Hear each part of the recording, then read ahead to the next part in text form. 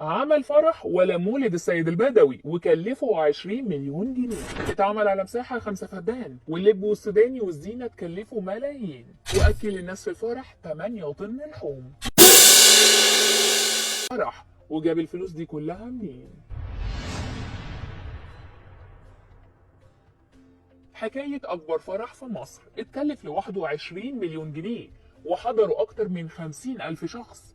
كل ده اتعمل علشان يفرح العريس والعروسة. الإضاءة لوحدها كانت بمليون جنيه، غير الأكل اللي اتقدم للضيوف في الفرح.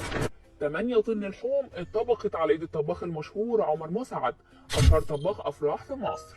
ده غير التسالي واللب والسوداني اللي اتقدموا للضيوف، وتمنهم عدى المليون جنيه. واحنا بنتكلم عن فرح اللي عزم 50,000 واحد في الفرح، وبقى الفرح معروف رئيسي في تأجيل فقرات كتير جوه الفرح. وكان المفترض يطلع على المسرح مطربين شعبيين كتير مشهورين، منهم محمود الليثي وحسن شاكوش ومسلم وغيرهم كتير، بس اتأجلت فقراتهم بسبب الزحمة والخوف من التدافع اللي كان ممكن يحصل. والفرح ده حضروا كبارات البلد، وتقريبا البلد كلها كانت معزومة تحضر فرح. وطبعا الفرح ده بالذات بقى ترند السوشيال ميديا دلوقتي، والكل مالوش سيره غير اللي عملته في الفرح، خصوصا انه ما كانش فرح عادي، ده حرفيا اكبر فرح في مصر. وطبعا الفرح ده بالذات بقى ترند السوشيال ميديا دلوقتي، والكل مالوش سيره غير اللي بنته في الفرح، خصوصا انه ما كانش فرح عادي، ده كان اكبر فرح في مصر. والجمهور اتقسم لاتنين، ناس شافت انه حر يفرح بطريقته بالشكل اللي هو عايزه، خصوصا انهم قالوا انه راجل محترم وصاحب اكبر سوق مواشي في البلد، ومعروف وحبايبه كتير، ومفيش واجب بيفوته، وعلشان كده الكل حب يوجب معاه في فرح بنته، وانه كان لازم يختار مكان كبير يسع الناس دي كلها، وانه مغلطش، خصوصا انه عمل فرح في سوقه.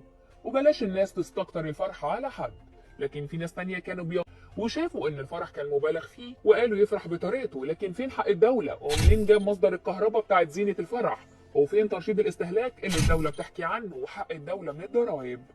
ده غير انهم انتقدوا كمية الاكل اللي اتطبخت في الفرح، واللي عدت ال8 طن لحوم، بس غير الخضار والرز وغيره، وشافوا انه مبالغ فيه. وفي ناس طلعت قالت الفرح اتلغى وما كملش بسبب الاعداد الكبيره اللي كانت موجوده في الفرح، بس الفيديوهات بتاكد ان ما حصلهاش حاجه. وحضر اكبر معلمين في مصر في الدقهليه وكل محافظات مصر. وعلى فكره تجار المواشي في مصر كلهم معروفين بافراحهم، وخصوصا النقطه اللي بيتزف بيها العريس، بتلاقي الفلوس نازله عليه زي المطر، واقل نقطه معديه الوفات. بس ده برضه يعتبر واجب، وصاحب الفرح في اقرب فرصه بيردها، يعني تقدر تقول عليها جمعيه ودايره. قول لنا بقى لو انت من بلقاس حضرت الفرح ده ولا لا، وهل تعرف حد من هناك، وايه رايك؟